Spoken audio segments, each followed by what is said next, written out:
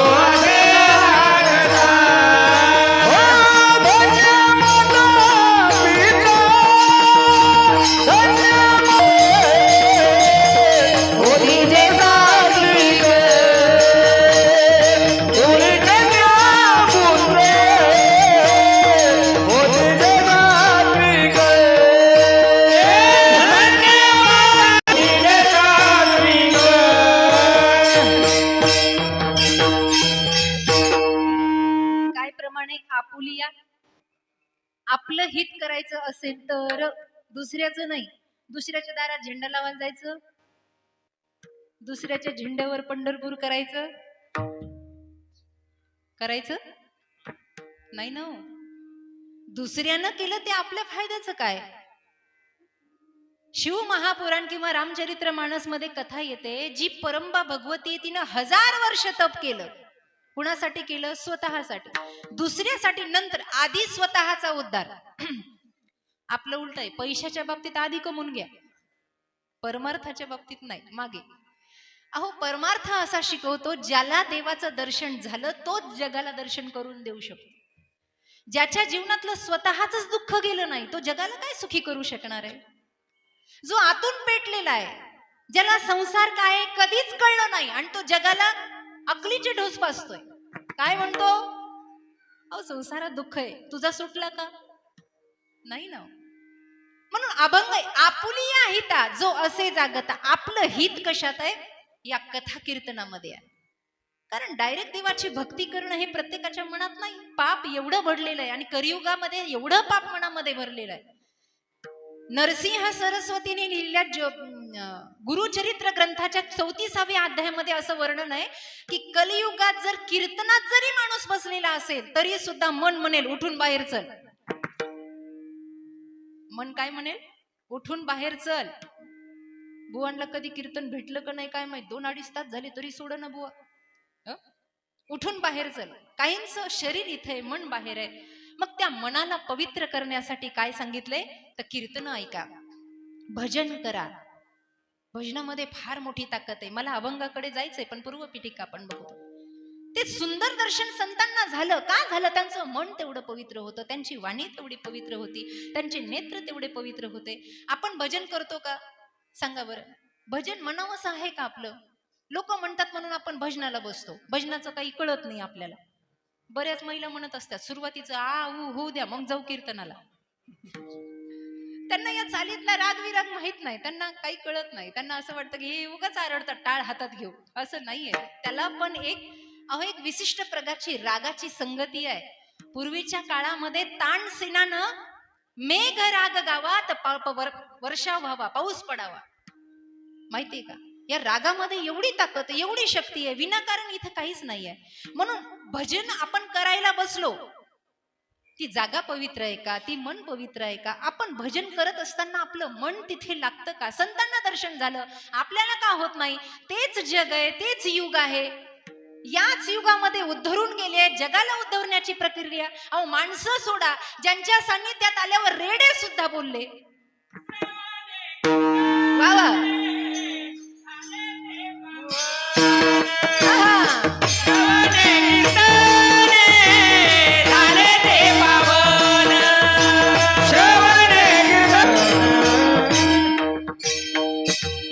श्रवणे कीर्तने झाले ते पावन. हे संतादिकांच्या मनामध्ये एक पवित्रता निर्माण झाली. महामळे मन होतेचे गादली, शुद्ध चोखाटले स्फटिक जैसे. म्हणून भजनामध्ये तेवढी ताकद आहे, काहीच करायची गरज नाही. लोक आमच्याकडे येतात, नारळ द्या, लिंबू द्या, कशाला घराला बांधायचंय. अरे काय आहे ही अंधश्रद्धा? महाराष्ट्रासारख्या पवित्र देशामध्ये ही अंधश्रद्धा नसावी, जिथे ज्ञानोबा तुकोबांचे ग्रंथ आहे, कुणाच्या बापाची टाप नाही, घराकडे वाकड्या नजरेनं पाय. अरे एवढा प्रसन्न चित्त महाराष्ट्र आहे आपला, एक एक पण त्यांनी लिहिलेले साधे अभंग आपल्याला नीट म्हणता येत नाही. भजन करायचं, भजन करायचं. आमच्या भजनी मंडळात भांडणं सुरू झाली. मी नागडोचं बोलत नाही, राग राग पाहू नका माझ्याकडे. आमच्या भजनी मंडळात भांडणं आहे. मला आता विनोद करायची सवय. 8-15 दिवसापूर्वी एका गावात कीर्तनाला गेले, आणि कीर्तनाला गेल्यावर म्हणलं का हो रावसाहेब दिसले नाही? आता एखादा माणूस नेहमीचा नाही दिसल्यावर विचारतं, म्हणलं का हो रावसाहेब दिसले नाही? लोक म्हणले ते फुगले. म्हटलं फुगले कसं काय? हा म्हणले त्यांचा अभंग रामभाऊने म्हणला म्हणून फुगले. आता अभंग रामभाऊच्या बापाचा आहे का रावसाहेबाच्या? कुणाचा आहे अभंग? संतांचा आहे ना. आमचं महिला मंडळ भजनाला बसलं का माझी गवळण का म्हणली? गवळण कृष्णाची आहे का बायांची? आमचे भांडणं मिटणार. अरे बाबा, या इंद्रियादिकांचे भांडणं, या विकारांचे भांडणं थांबावे म्हणून भजन आहे. आणि भजन एकदा आनंद निर्भय, जेवढा जीवनातला आनंद आहे तेवढा आनंद भजनाशिवाय नाही. प्रमाण सांगितलंय महाराजांनी. जीवनातलं सर्वात मोठं समाधान प्राप्त करून घ्यायचं असेल तर एकच आहे, सदा नाम घोष करू हरी तेने सदा चित्ता सर्व सुख ल्यालो, सर्व अलंकार आनंद निर्भय. सगळ्यात मला सांगा, आनंद, उल्हास, शांती हे शब्द कुठे शोभून दिसतात? कुठे? राजकारणात, समाजकारणात, श्रीमंतीमध्ये. इथे फक्त परमार्थिक माणूस लागतो. परमार्थिक असला की त्याच्याकडे धन नसू द्या, महाराज म्हणतात आमच्याजवळ काही नाही पण जीवनात आनंद आहे. आम्ही सदैव जवळी येता जाऊ बुडती भिके, कुत्री घर राखती. आमच्याकडे काही नाही तरी परमोच्च कोटीचा आनंद आहे. हा आनंद घ्या माईबा. हे कथा कीर्तनामध्ये किती तत्वज्ञान सांगितलं, किती ब्रह्मज्ञान सांगितलं, यापेक्षा आम्हाला कळलं काय? यातून आम्हाला घेऊन प्रसाद जायचा आहे काय? आज नागपंचमी आहे. ते दारात जरी निघलो तर हनुमान चालीसा चालू होती. लोकांना वाटतं दर्शन द्या, दर्शन द्या. एवढं भीतात लोक का? त्याची भीती आहे आम्हाला. परंतु त्या शाश्वतात जरी आम्हाला दर्शन करायचे, आमची मनोवृत्ती चांगली पाहिजे. म्हणून कथा कीर्तन ऐकायचे. आजचं प्रयोजन फार सुंदर आहे. या कथा कीर्तनाने मनपटलावरचे विकार निघून जातात, विकार निघून जातात. म्हणून मी एक गोष्ट नेहमी सांगत असते, माणसानं आरशात पाहावं. कशात पाहावं? आरशात. तुम्ही पाहता का आरशात? आरशात नाही पाहत बाई. काय वैरागी आहे, संन्याशी आहेत का काय? काही काही भूतांना तर सकाळी उठल्या उठल्या आरशात पाहायची सवय. नवल असं आहे दहीफळे बाबा, आरशात स्वतःच तोंड पाहणार उठल्या उठल्या, पुन्हा जगाला म्हणणार आज कुणाचं तोंड पाहिलं कुणाच ठाऊक, कामच होईना. अरे तुझंच पाहिलं की कुणाचं पाहिलं दुसऱ्याच. कथा कीर्तन हे एक आरसा आहे. या आरशात कधीतरी पाहिलं पाहिजे. भागवत हा एक आरसा आहे, रामायण हा एक आरसा आहे. ज्या दिवशी या आरशात आपण पाहू त्या दिवशी आपली इज्जत आपल्याला कळते. आपण रावण आहे, कुंभकर्ण आहे, आपण हिरण्यकशिपू आहे, आपण कोण आहे ते बघण्यासाठी हा परमार्थाचा आरसा आहे. मी कोण आहे, मी आज कीर्तनात बसले किंवा बसलो, मी कोण आहे, मी कशी भक्ती करतो, मी शबरी आहे का, माझी उष्टी बोरं राम खातील का, राम येतील का, कुत्र विचारीन आपल्याला.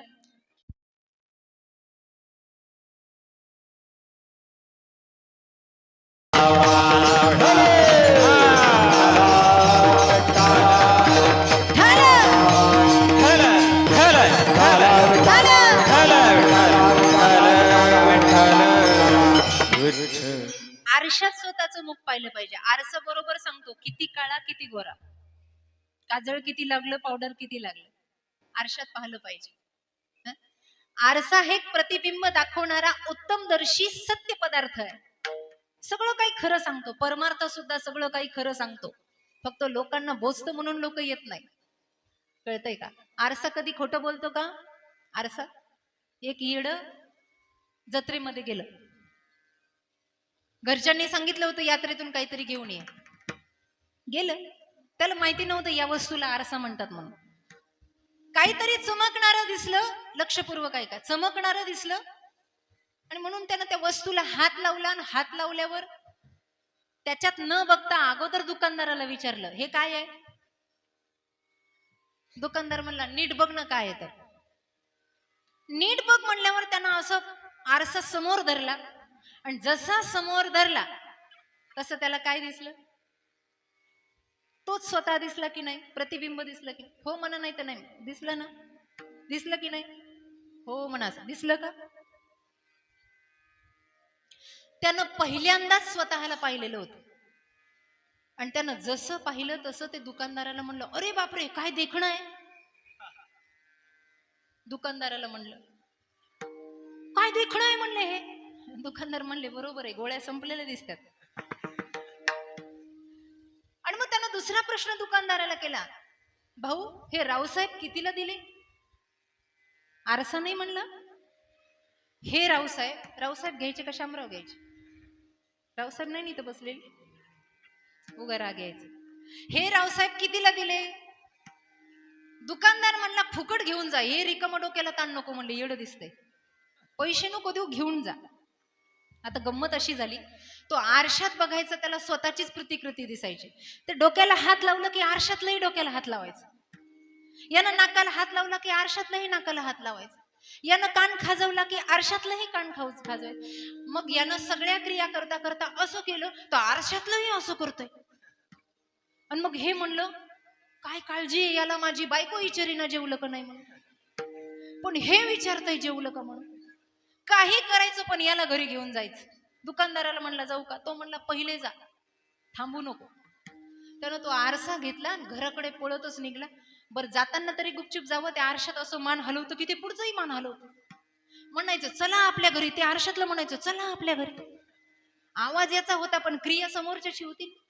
असं करत करत घराच्या जवळ आलं आणि म्हटलं स्वतःच्याच मनाला, काही झालं तरी हे रामभाऊ, हे रावसाहेब कोणाच्या हाताला लागू द्यायचे नाही. हे एवढेच असे आहेत की माझी काळजी घेतात. कोण? आडगळीच्या खोलीत गेला आणि आरसा लटकवला आणि त्याच्यावर पांघरून टाकलं. आणि घरातले इकडे तिकडे गेलं का तासन तास त्याच्याशीच बडबड करत बसायचं. आज बाळूच्या माईने असं केलं, बापाने असं केलं, माईने तसं केलं, वगैरे वगैरे. त्याच्याशी गप्पा, राजकारणाच्या गप्पा, तासन तास त्या आरशात बघून बोलायचं. त्याला कळत नव्हतं मीच आहे म्हणून. आरसा हे प्रतिबिंब दाखवतो. बायकोच्या डोक्यावर परिणाम झाला. ती म्हणली, हे येडं आडगळीच्या खोलीत जाऊन काय करतंय? इतके दिवस तर जात नव्हतं, आता गेलं तर तासन तास बाहेर निघत नाही, करतंय काय? म्हणून हे बघण्यासाठी तिनं विचार केला, एक दिवस तरी या खोलीत जायचं, गेलं पाहिजे. हे कामाला गेलं आणि तिनं कुलूपच तोडलं महाराज. जसं कुलूप तोडलं तसं त्या खोलीमध्ये आली. सगळी खोली पाहिली, कुणासोबत बडबड करताय, माणूस दिसेना, कुणी दिसेना. हे वेडं झालं की काय, काय झाले माझ्या नवऱ्याला नेमकं? महाराज तिला दुःख झालं आणि बघता बघता बघता तिनं त्या कोपऱ्याकडे पाहिलं, तिथं कपडा असा टाकलेला होता. आणि जशी जोरात गेली तो कपडा असा सर्कन ओढला आणि जसं ओढलं न त्या आरशात तिनं पाहिलं, ती मोठ्यानं आरडली, आत्या. सासू म्हणली, काय ग? तुमच्या पोरानं बघा कोणती सटवी आणून ठेवली म्हणली. कोण होता आरशात? मोठ्यानं आरडली. आता सासूलाही दम नाही गेला. ती म्हणली, नेमकं पोरानं काय कारनामं केलं? तिनं हातातलं काम टाकलं आणि सुनाला म्हणली, सरक सरक बाजूला, मला पाहू दे कोण येतं, कशी आहे मला पाहू दे, तुझ्यापेक्षा देखणी आहे का मला पाहू दे. तिनं सुनाला लोटलं आणि म्हातारीनं आरशात पाहिलं. अगं बाई म्हणली, तरणी तर आणायची, यानं म्हातारी आणली.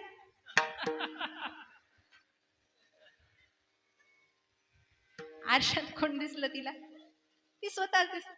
दोघींचा एवढा गोंधळ उडाला. सासरा होता घरामध्ये. ती म्हणलं, बाया बायाचं काय चाललंय कुणास ठाऊक.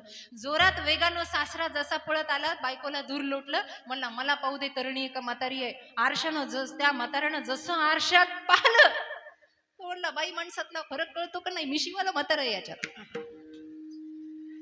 मला तात्पर्य हे सांगायचंय, आरसा खरा बोलतो की नाही, तसं आमचं रामायण खरं बोलतं, आमचं भागवत खरं बोलतं. नवे नवे आमची माय ज्ञानेश्वरी खरं बोलते की माणूस कसा आहे.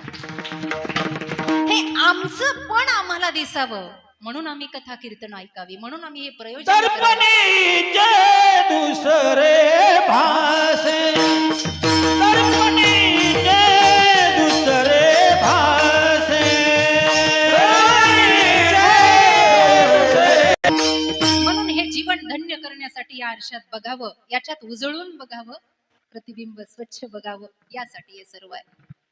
नरहरी महाराजांचं प्रमुख प्रयोजन शिवाची आराधना होतं. मायबाप एवढी काटेकोरपणे आराधना कशी करावं हे संतादिकाकडून शिकावं. त्यांनी संपूर्ण समर्पण केलं. समर्पण.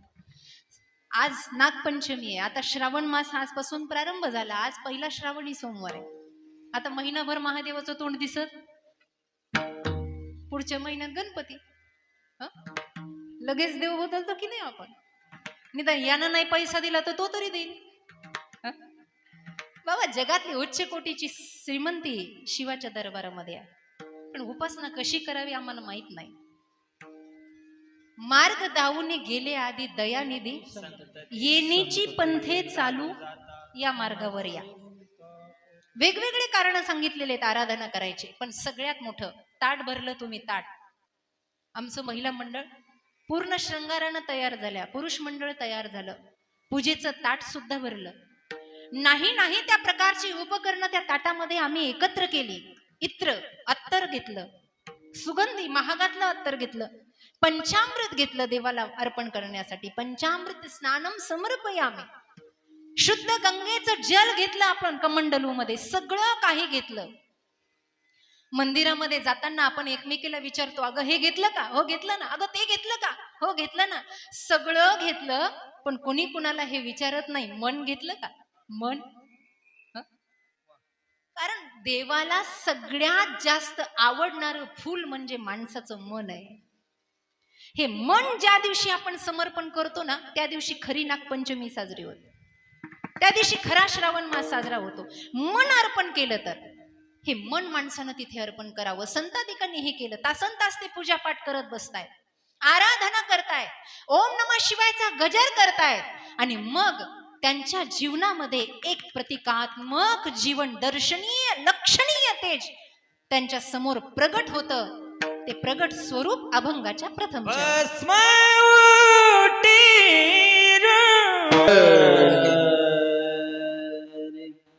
काय सुंदर स्वरूप दिसलं. भस्म उटी रुंड माळा, सांब सदाशिवाच्या मस्तकावर त्रिपुंड आहे, भस्म लावलेलं आहे. खरं तर सर्वांगाला भस्माचं लेपन आहे. ज्या वेळेला महादेवाचा विवाह होतो ना, त्यावेळेला महादेवाचा एक शृंगार सांगितलाय. शृंगार. आपल्याकडच्या नवरदेवाला हळद लावल्या जातं. आपल्याकडच्या नवरदेवाला, नवरदेव लावली होती का हळद? काहीच बोल ना. हळद हळद. आपल्याकडच्या नवरदेवाला हळद लावतात, शिवाला हळद नाही. सगळ्यात पहिला शृंगार आहे की शिवाला भस्माची ओटी लावतात. कारण का, हे तरुणा, विषयामध्ये रथ होत असताना तुला हे आठवलं पाहिजे की या शरीराची एक दिवस माती होणार आहे आणि ती शिव धारण करणार आहे, म्हणून विकारामध्ये फसू नको, यासाठी भस्मधारण आहे. शिवाचा एक एक शृंगार आहे. आपल्याकडचा नवरदेव फेटा बांधतो, भाड्यानं आणलेला तो फेटा असतो, त्यालाच नटतोय, तीनदा तर आरशात पाहते. महादेवाच्या डोक्यावर फेटा नाही, महादेवाच्या डोक्यावर जटा आहे. जटा आहे, अर्धचंद्र लावलेला आहे. आपल्या नवरदेवाच्या तर घोस असतो ना मोत्याचा अडकवलेला आहे, असं असं झटके देते बघ पानाला, चंद्र लावलेला आहे. गळ्यामध्ये काळ आहे, काळ बांधलेला. आपला नवरदेव गाडीवर बसतो, चंचल आहे ना बाबा, पण आमचे शिवशंकर नंदीवर विराजमान झाले, कारण धर्म सांभाळायचा आहे, धर्म सांभाळायचा. एक एक शृंगार आहे. पण भस्म धारण केलेलं आहे. जे शिवाचे भक्त आहेत त्यांनी भस्म धारण. खरं तर हिंदू धर्म संस्कृती अशी आहे की प्रातः समय झाला की पुरुषांनी सूर्याला अर्घ द्यावा, महिलांनी तुळशीला पाणी घालावं, महिलांनी तुळशीतली माती घ्यावी आणि या त्रिपुटावर लावावी. खरं तर कुंकू लावणं म्हणजे काय, बऱ्याच महिला पती गेल्यावर कुंकू लावणं सोडून देतात. भले नका लावू, तुम्हाला संस्कृती सांभाळायची, पण काहीतरी लावा.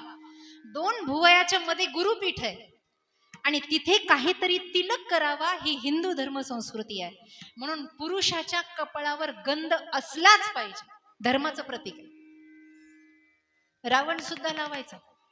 लोक रावणाला नाव ठेवतात. रावणा इतकं भजन आपल्याला जमत नाही. लोक रावण उठल्या उठल्या बायकोला म्हणत नव्हता, please give me one cup bed tea. Ravan जेव्हा स्नान करायचे आणि शिवालयामध्ये जायचे तेव्हा रावण स्तोत्र म्हणायचे. जटाटवी गलत जल प्रवाह पावितस्थले, जटाटवी गलत जल प्रवाह पावितस्थले, गले वलंब लंबिता भुजंग तुंग मालिका,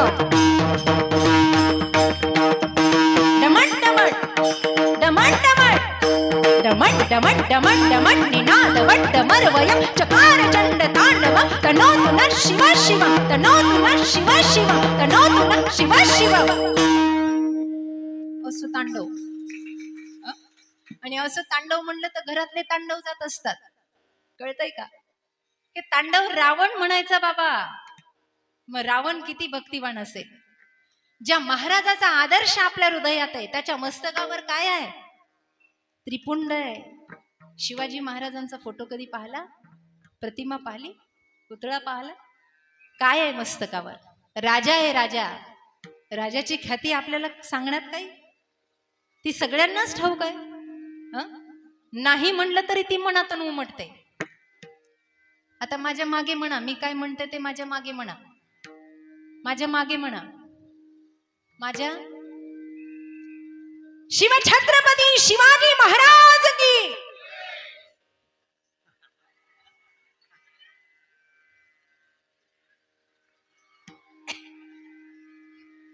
हे असं आहे. कसं कीर्तन करावं? मला हे दाखवून द्यायचं होतं की जय इथून निघतं बाबा, ते म्हणायला लावायची गरज नाही. एवढा तर आपला राजा महान आहे, पण त्याच्या दिवसाची सुरुवात शिवाच्या आराधनेपासून होते. आता ओघाला आलो म्हणून सांगते, शिवचरित्र माझा विषय नाही. शिवाजी महाराजांच्या काळामध्ये जेवढे शिव मंदिर बांधले गेले तेवढ्या सगळ्या शिव मंदिराचे दरवाजे खुजे आहेत. खुजे म्हणजे छोटे आहेत. एकदा मावळ्यांनी विचारलं होतं, राजा किल्ल्याचे दरवाजे पहाडासारखे केले आहेत पण मंदिराचे दरवाजे छोटे का? तेव्हा राजांनी उत्तर दिलं, मावळ्यांनो ऐका, पुढे कलियुगामध्ये पिढी चांगली येईल का नाही मला माहित नाही. जगामध्ये श्रीमंतीचा एवढा अभिमान राहील की कुणी कुणाच्या समोर झुकेल की नाही मला माहित नाही, पण जगातला माणूस कुठेतरी नाही झुकला तरी माझ्या महाराष्ट्रातला माणूस शिवासमोर झुकावा, म्हणून दरवाजे छोटे बनवले. म्हणून शिव मंदिराचे दरवाजे छोटे आहेत, वाकून जावं लागतं. ज्योतिर्लिंग बघा तुम्ही, सगळे ज्योतिर्लिंग बघा, असं वाकून जावं लागतं का? अरे जिथे झुकला तिथेच मोठा झाला. हे आपल्या राजानं आपल्याला शिकवलं. शिवाची भक्ती त्या राजानं सुद्धा केली, म्हणून भस्म ओटी रुंड माळा. भगवंताचं स्वरूप सुंदर आहे. गळ्यामध्ये माळा धारण केलेले आहे आणि सुंदर स्वरूप. माईबाप एक गोष्ट सांगून जाईन, मनाच्या कोपीत घेऊन जा. या जगतामध्ये देवापेक्षा सुंदर कुणी नाही. या जगतामध्ये तुम्हाला जर असं वाटत असेल ना की जगातल्या सगळ्यात सुंदर व्यक्तित्वाला पाहावं, तर फक्त मंदिरात जावं, दुसरीकडे कुठे जाऊ नये. स्त्रियांना वाटतं पुरुष सुंदर आहे आणि पुरुषांना वाटतं स्त्रिया सुंदर आहेत. पण ज्याला असं वाटतं की ह्या सुंदर आहेत, हे सुंदर आहेत, त्यांनी विचार करावा की यांना बनवणारा देव किती सुंदर असेल, तो परमात्मा किती सुंदर असेल. त्याला एकदा पाहिलं की जगात पुन्हा दुसरं पाहण्यासारखं काही राहत. एक घडलेली घटना आहे. रंगमंदिर आहे वृंदावनला, रंगमंदिर. त्या रंगमंदिरामध्ये चैतन्य महाप्रभू नावाचे संत असेच भक्तजनांना घेऊन जायचे. पूर्वीचे महात्मे. मला गंगापूरला आलं की मला महात्म्यांची आठवण येते. आज आमचा भक्त समुदाय या बाजूला बसलेला आहे, काही इकडे बसलेले आहे. साधूंची रचनाच अशी आहे की भक्त समुदाय सोबत घेऊन चाललं. गौरंग महाप्रभू असेच जायचे नाही का, दर्शन झालं रंगमंदिरात कृष्णाचं की झाडाखाली बसायचे. रोज एक सेट यायचा, लक्षपूर्वक ऐका, रोज एक नगर सेट यायचा आणि येत असताना बायकोच्या डोक्यावर अशी छत्री धरून आणायचं. बायकोच्या डोक्यावर छत्री धरून आणायचं. पायामध्ये नगर सेट, गडगंज श्रीमंती. लक्षपूर्वक ऐका, मी आज स्वरूपाचा अभंग घेतलाय त्यावर बोलतोय. छत्री धारण करून यायचा महाराज, घ्यायचा घ्यायचा घ्यायचा आणि त्या मंदिराच्या पायऱ्याजवळ आला की ती छत्री बंद करायचा. बायकोनं जे जोडे पायातले काढले ते जोडे उचलायचा आणि बाजूला ठेवायचे आणि पायऱ्यावर बसून हिशोब करत बसायचा. बायको मंदिरात जायची. काही लक्षात आलं?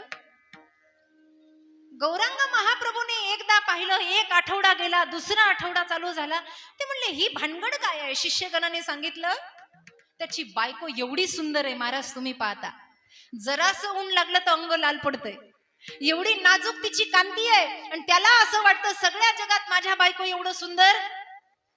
हा, तुम्ही असंच म्हणत जा घरी गेल्यावर, म्हणजे भांडण होत नाही. बायकोला म्हणायचं जगात सुंदर तूच आहे बाई, दुसरं कुणी नाही. गरम गरम चहा भेटतोय बघा. त्याला वाटायचं माझी बायको नाजूक आहे, सुंदर आहे आणि म्हणून तो प्रतीक्षा करत तिथे हिशोब करत बसायचा. बायको मंदिरामध्ये जायची, तिचे जोडे सांभाळायचा. एक दिवस महात्म्याला राहवलं नाही. महात्मा असा असतो की तो संगतीत आलेल्या सगळ्याची सुधारणा करतो, किती वाईट माणूस असू द्या. गौरांग महाप्रभूने त्याचा कान धरला. मूर्खा, मंदिरात कधी गेला होतास का? तो म्हणला माझा काही संबंध नाही, लांब लांब पर्यंत देवाचा माझा काही संबंध, कधी गरजच नाही पडली देवाची, देवानं सगळं दिले. म्हणला होती नव्हती बायको दिली, आता काय गरज आहे देवाच्या मंदिरात जायची? गौरांग महाप्रभू म्हणले ती मंदिरात जाते, तू का जात नाही? तो म्हणला महाराज मी तिची रक्षण करण्यासाठी डोक्यावर छत्री धरून येतोय, मला एवढा वेळ नाही आणि तिचं कुणी हरण करू नये म्हणून तिची सिक्युरिटी गार्ड म्हणून येतोय. महाराज म्हणले तू कधी आतल्या देवाला पाहिलेस का? तू कधी आतल्या देवाला पाहिलंय का? तो म्हणला नाही पाहिलं. महाराजांना राग आला, महाराजांनी तोंडात ठेवून दिली. गालात लागल्यावर त्यानं कारण विचारलं. महाराज म्हणले आत जाऊन बघ, एकदा जर आतल्याला पाहिलं ना तर पुन्हा बाहेरचं पाहण्याची इच्छा राहणार नाही. फक्त आतल्याला पहा. जसा राग आला तसा दुडू दुडू धावत आतमध्ये गेला आणि देवही एवढा आगाव आहे, महिनाभर येणाऱ्याला दर्शन देत नाही. पण अर्धा तासात काही काही लोक देवाला प्रसन्न करतात. कारण का? मन. त्याला एवढा राग आला तो म्हणला दे बरं दर्शन, माझ्या बायकोपेक्षा तू सुंदर आहे का बघू दे मला. एवढा लख प्रकाश पडला आणि एवढी सगुण साकार सुंदर मूर्ती त्याच्या समोर उभा राहिली. त्यानं जसं पाहिलं, चरित्र असं सांगतं त्या दिवशीपासून तो घरीच गेला नाही. तो वेडा झाला महाराज, वेडा झालो, वेडा झालो, एवढा तृप्त होऊन गेला. पण आज तुम्ही घरी जा, नाही तर मोरच्या आळंदीला येईल. सांगायचं तात्पर्य काय? त्याचं स्वरूप सुंदर आहे. काय त्याच्या स्वरूपामध्ये? अभंगाच्या दुसऱ्या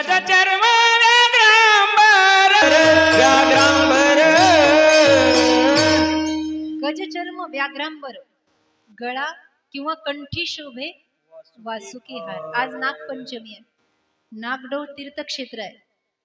खर तर नागदेवता स्वयंभूत स्वयं साक्षी शिवाचं स्वरूप आहे. शिवाला धारण करण्यासाठी तो नाग तिथे, काही लोक त्याला शेष म्हणूनही पुजतात.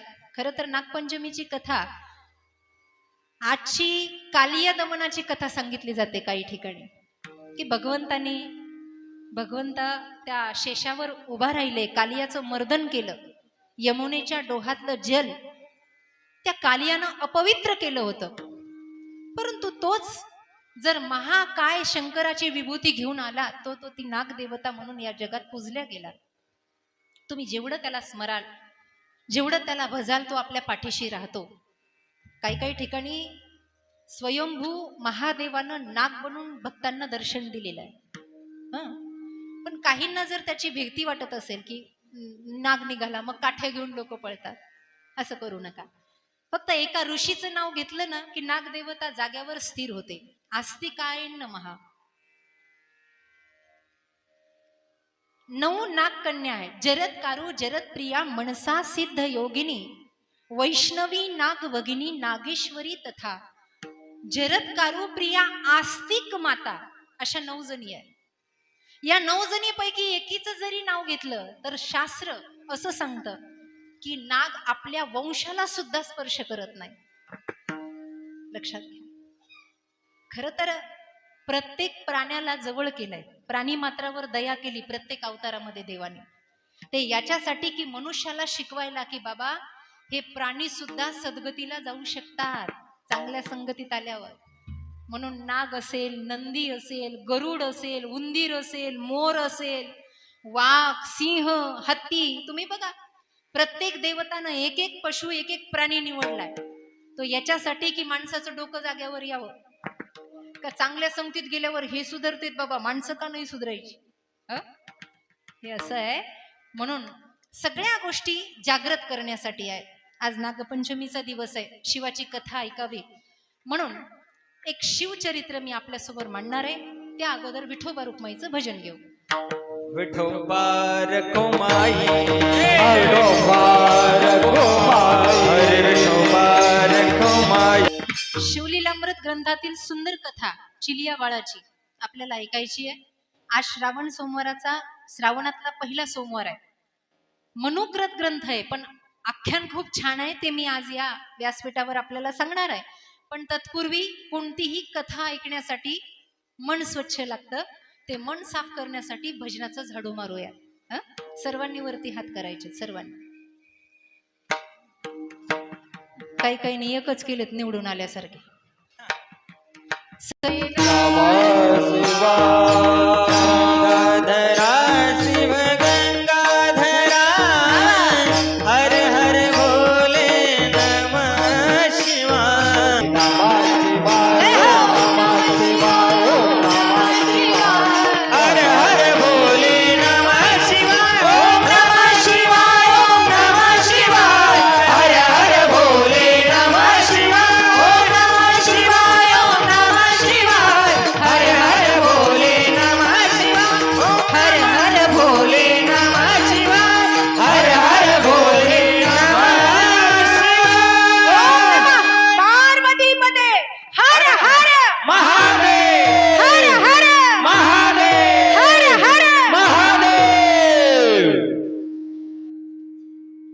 वाटतंय ना, याला म्हणतात कीर्तन आणि भजन. असं जर तुम्ही केलं ना, मनातले सगळे दुःख, बस हे करणं महत्वाचं आहे. आता जे केलं, डोळ्यातून पाणी वाहू द्या, रडा. जगासमोर रडल्यापेक्षा त्याच्या समोर रडा. जगात कुठेच तुमचं शंका समाधान झालं नाही, खूप दुःख आहे, खूप दुःख आहे. एक बिल्वपत्र त्याला अर्पण करा. एक लोटाभर पाणी घ्या आणि लोटाभर पाणी अर्पण करताना फक्त सगळं जग विसरून त्याला धारण करा. ओम नमः शिवाय.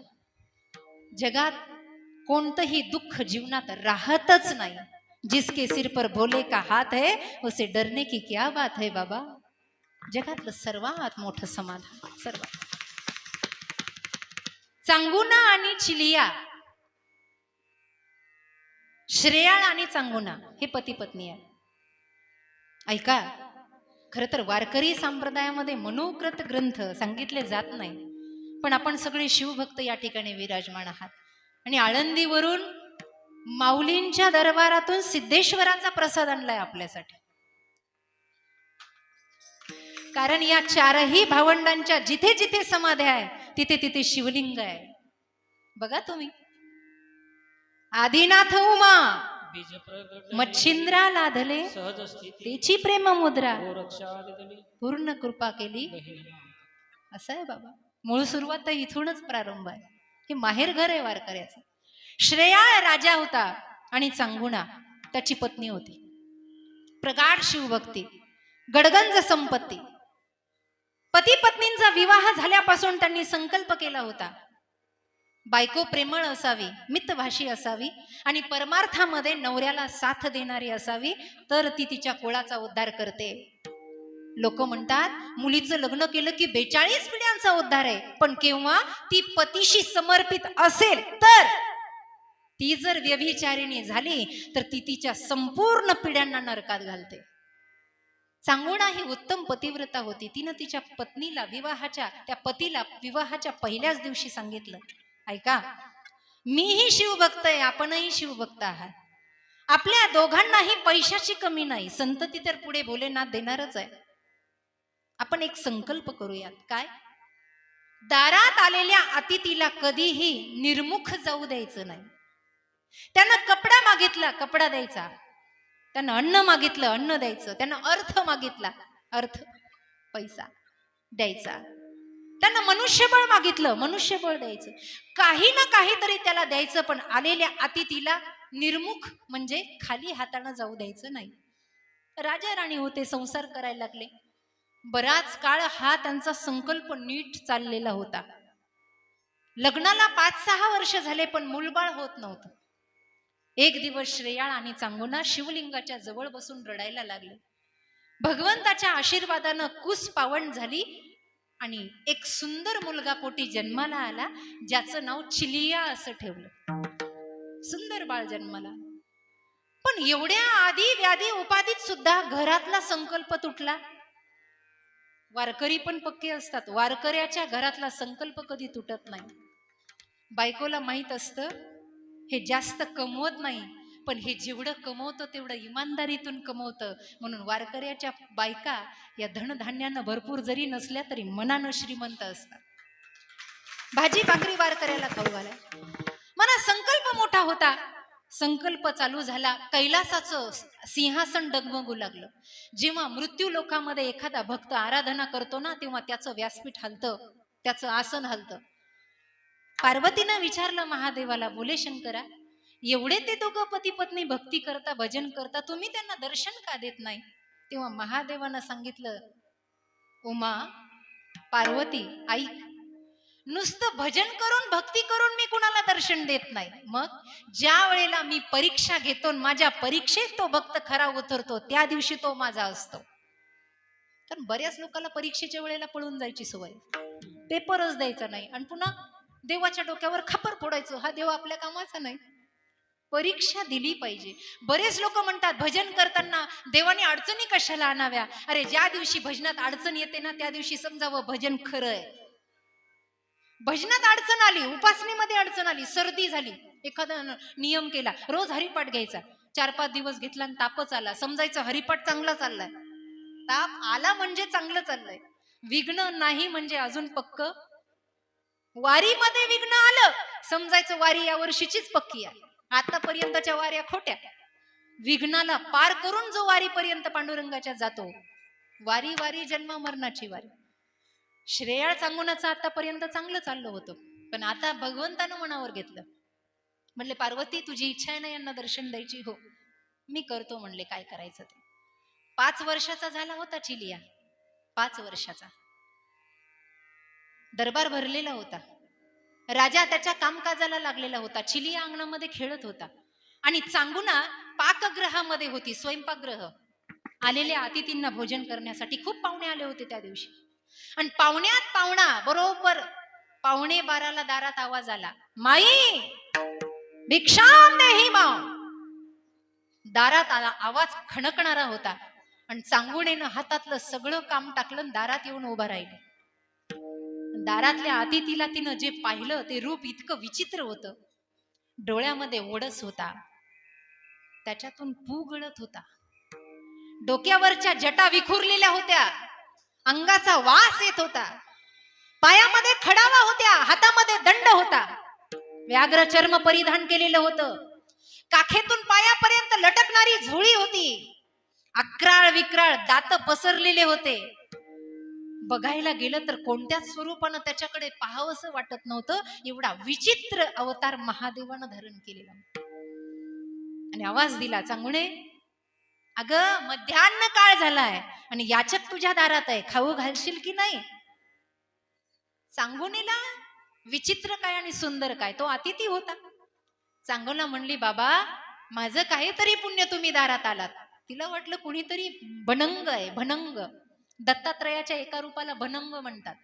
विचित्र अवतार, भनंग, फकीर, कुणीतरी गावचा फकीर असेल, आला असेल मागायला. बाबा जरा वेळ थांबता का, मी तुमच्या आवडीचं रसास्वादन करते, भोजन तयार करते. काय करशील? काय करू सांगा बाबा? पुरणपोळी करू का? पिठलं भाकरी करू बाबा? फलाहार देऊ का?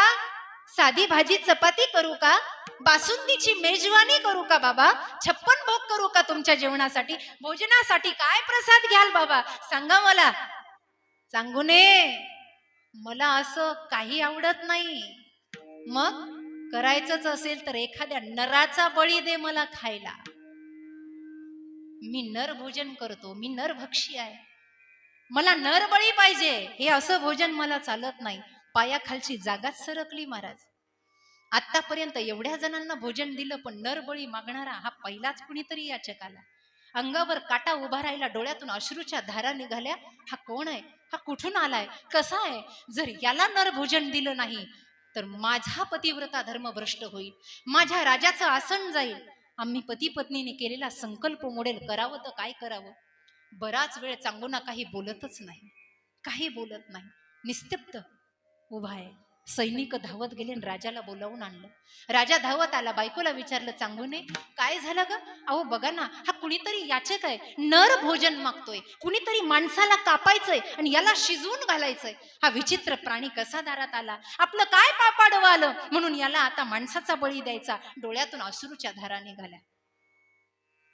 कुणाला कापायचं? आतापर्यंत एक सुद्धा पशु सुद्धा बळी दिला नव्हता श्रेयाळाच्या राज्यात. लोक बकरं कापतात ना, एक सुद्धा प्राणी बळी दिला नव्हता.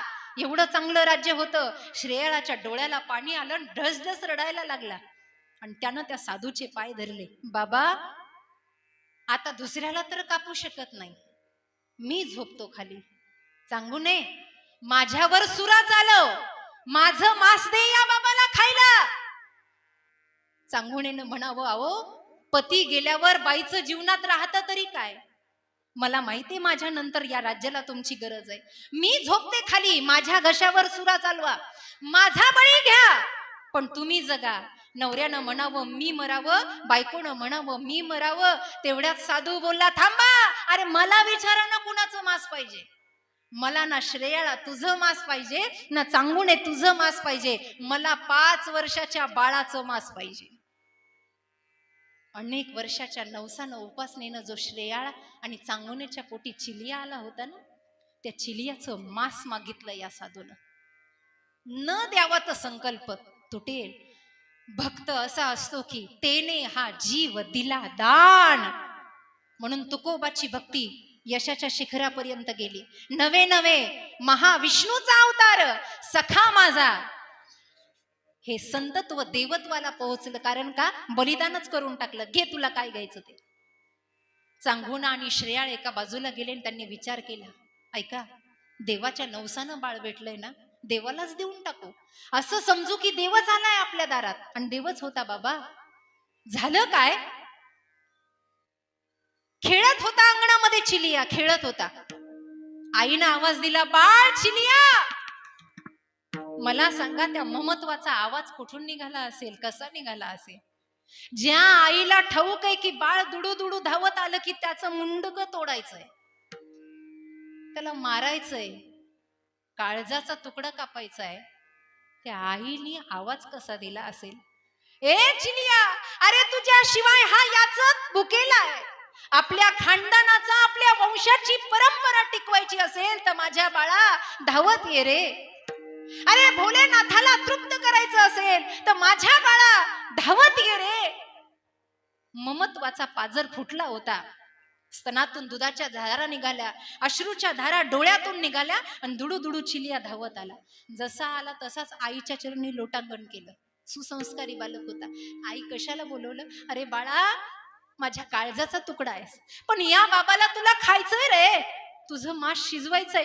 आई, जर माझं मांस या बाबाला आवडत असेल ना, तर मी आताच शंकराच्या समोर झोपतो. आई, ते बाळ होतं पण सुसंस्कारी होतं, देवत्व होतं. चिलियानं 5 वर्षाच्या कसलाच विचार केला नाही माई बाप, आणि झोपला चिलिया, झोपला. पुन्हा पुन्हा चांगून त्या साधूला वळून बघायची की एकदा तरी हा नकार दे. बाबा पुन्हा एकदा विचार केला, नवसानं झालंय ओ, मला माहित नाही चांगू नये, आता जर दिलं नाही तर मी असा निघून जाईल. सुरा घासून घेतला दगडावर पाणी टाकून. आजूबाजूला प्रजा उभी राहिली, बाळाला झोपवलं. श्रेयाळ एकदा बाळाला मिठी मारतोय, उचलून घेतलं, हृदयाला लावलं. बाळ, माझं बाळ मला पुन्हा कधी दिसेल की नाही. जे देवाच्या नवसानं भेटलं. ज्या आई बापाला लेकरं शिक्षणासाठी बाहेर जातात, 4 दिवस लेकांशिवाय करमत नाही, त्या श्रेयाळ आणि चांगुनांनी लेकरू कसं कापलं असेल. ही काही कुठली वसा आणि वारसा घेणारी भाकड कथा नाही, ही याच भारतात घडलेली कथा आहे. श्रद्धा ठेवा. सुरा कापलेला, तो घासलेला समोर आणला, चकचकीत. चिलिया बाळ घाबरला नाही, असा निश्चित पडून राहिलेला आहे आणि घडोघडी स्मरण करतोय, ओम नमः शिवाय, ओम नमः शिवाय, ओम नमः शिवाय. जसा सुरा घेतला तसाच मानावर टाकला. धड आणि मुंडकं वेगवेगळं झालं. चांगुनेला वाटलं कधीतरी हा साधू गेला ना की मुंडकं जवळ घ्यावं आणि हृदयाशी धरून एवढं रडावं, कारण काळजाचा तुकडा आहे. म्हणून ते मुंडकं तिनं घेतलं आणि एका टोकरीच्या खाली झाकून ठेवलं. साधूनं पाहिलं आणि विचारलं, मुंडकं कुठे आहे? त्याच्या मेंदूचा मांस मला खायचंय, मला त्याच्या धडाचा भाग नको, मला नैवेद्य त्याच्या मुंडक्याचा हवाय. काय म्हणावं या बाबाला? परडी खाली झाकून ठेवलेलं ते मुंडकं, ते शीर आणलं. बाबा, हे खायचंय तुम्हाला? हो, पण ऐक, असं लगेच शिजवायला टाकायचं नाही, मग याचं कांडण करायचं, याला उखळात टाक, ओव्या म्हण, आणि जर तुझ्या डोळ्याला पाणी आलं तर अशाच असं निघून जाईल. कोणती माय या जगातली लेकराच्या बोटाला ठेच लागली तर आईच्या डोळ्यातून पाणी येतं, जिला कांडण करायचंय. श्रेयाळाला ती म्हणू लागली, सगळं संपलं, आता बाळ गेलं ना की आपण सुद्धा जीव देऊन टाकायचा, आता सगळं संपलं. त्या उखळामध्ये तिनं कांडण करायला प्रारंभ केला. माई बाप ओव्या गाय लागली गळ्यावर. त्या ओव्यामध्ये ती म्हणते, बाळा, माझ्या पोटी नसता जन्माला आला तर बरं झालं असतं. 5 वर्ष मी तुझी वाट बघितली, मग माझी कूस पावन झाली. नवसानं आलास रे, पण कुण्या या साधूनं तुला भक्षण करण्यासाठी मागितलं. चिलिया, या पापिनीच्या पोटी पुन्हा कधी येऊ नको. ओव्या गाय लागली, कांडण झालं, मांस घेतलं, रक्त बंबाळ उखळ झालं.